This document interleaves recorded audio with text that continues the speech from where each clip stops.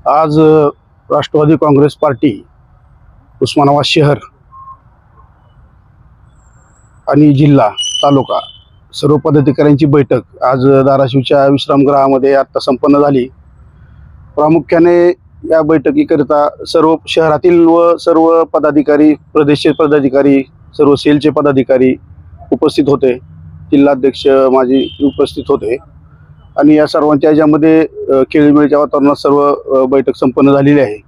यामध्ये प्रामुख्याने जो विषय घेण्यात आला होता तो येऊ घातलेल्या नगरपालिका इलेक्शन जे निवडणुका येणार आहेत या संदर्भात आपण लोकांच्या समोर कुठले विषय घेऊन जायचे आणि कशा पद्धतीने जायचं याबद्दल पक्षाचं धोरण काय असेल याबद्दल सर्वांची चर्चा झालेली आहे व त्यातून काही विषय पुढे आले त्याच्यावर आम्ही चर्चा केली।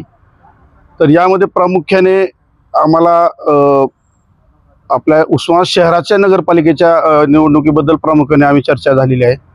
यामध्ये आपल्या पक्षाची ताकद आज नाही तर गेल्या म्हणजे 30-40 वर्षापासून ही या शहरामध्ये राष्ट्रवादी काँग्रेस पक्षाची ताकद राहिलेली आहे। सर्वात जास्त काळ राष्ट्रवादी काँग्रेस पार्टीचाच याच्यावरती सत्ता राहिलेली आहे स्थानिक स्वराज्य संस्थेमध्ये। त्या दृष्टीने आमची तयारी चालू झालेली आहे व संपूर्ण प्रभाग जे आहेत त्या सर्व प्रभागामध्ये आपले कसे उमेदवार उभा करता येतील आणि कसे निवडून आणता येतील व कसं बहुमतात येईल आपल्याला या संदर्भात काय काम करावं लागेल याबद्दल सर्व पदाधिकाऱ्यांनी चर्चा केलेली आहे। यामध्ये प्रामुख्याने अजितदादा पवार हे आमचे राष्ट्रीय नेते आहेत। यांनी केलेले जो कामाचा धडाका आहे किंवा यांची जी स्ट्रॅटेजी आहे सर्व धर्म समभाव ह्या ज्या मुद्द्यावर त्यांनी पुढे आलेले आहेत व जो नेता सकाळी 5:30 पासून कामाला लागतो त्यांच्या कामाबद्दल सर्व जनतेला आता सांगायची वेगळं गरज नाही। ते आपण मीडियामधून दररोजच्या दररोज दादांची कामं आपल्याला दिसतात।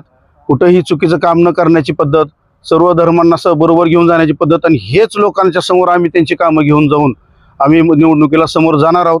याबद्दलच आम्ही लोकांना जागरूक करून देणार आहोत की दादांनी किती काम केलेलं आहे, किती निधी महाराष्ट्रासाठी प्रत्येक समाजासाठी त्यांनी कसा निधी उपलब्ध करून दिलेला आहे व कशा विकास बहुमुख कामासाठी त्यांनी वेळ दिलेला आहे। हे सर्व मुद्दे आम्ही चर्चेत घेतलेले आहेत आणि हेच मुद्दे लोकांपर्यंत आम्ही पोहोचवून उद्या आम्ही लोकांना मतदान मागायला पुढे जाणार आहोत। आणि राहिला शहराचा विषय तर या शहरामध्ये सुद्धा मुळात जी गटार योजना जी आपली राबवली गेली यासाठी मुळात निधीच उपलब्ध करून दिलेला आहे अजितदादांनी, परंतु पुढच्या लोकांनी कशी राबवली, इथले जे सत्तेवर होते त्यांनी कशी राबवली किंवा कशी काय चुका झाल्या असतील आज जे शहर वसाड झालेलं आहे यामध्ये प्रामुख्याने साहेब इथले आमदार, इथले खासदार, इथले नगराध्यक्ष यांची जिम्मेदारी आहे ती। हा जिम्मेदारी सोडून तेच लोक आज आंदोलन करतायत समोर येऊन, म्हणजे हा कसं झालं चोर ती चोर वर शिरजोर हा प्रकार इथं सध्या झालेला आहे। परंतु जो निधी आला साहेब ह्या कामासाठी तो अजितदादांनी मंजूर केलेला आहे। त्यांनी एक वेळेस इथे आल्यानंतर सांगितलं होतं की मी तुमच्या इथं हा निधी दिल्याशिवाय इथं मी येणार नाही। तो निधी त्यांनी दिला, वापरला ह्यांनी, तो योग्य वापरला नाही, त्यामुळे आज लोकांची ही रस्त्याची नाल्याची अवस्था झालेली आहे। आज लोकांना चालता येत नाही रस्त्यामधून। ह्याला प्रशासन जबाबदार आहे म्हणतात हे, पण प्रशासन कोणाच्या हातात होतं? प्रशासन ह्या सगळ्या शिवसेनेच्या हातामध्ये होतं, ह्या आमदाराच्या, खासदाराच्या आणि नगराध्यक्षांच्या हातामध्ये होतं। बॉडी कुणाकडे होती? बॉडी सोडा, नगराध्यक्ष जनतेतून होता।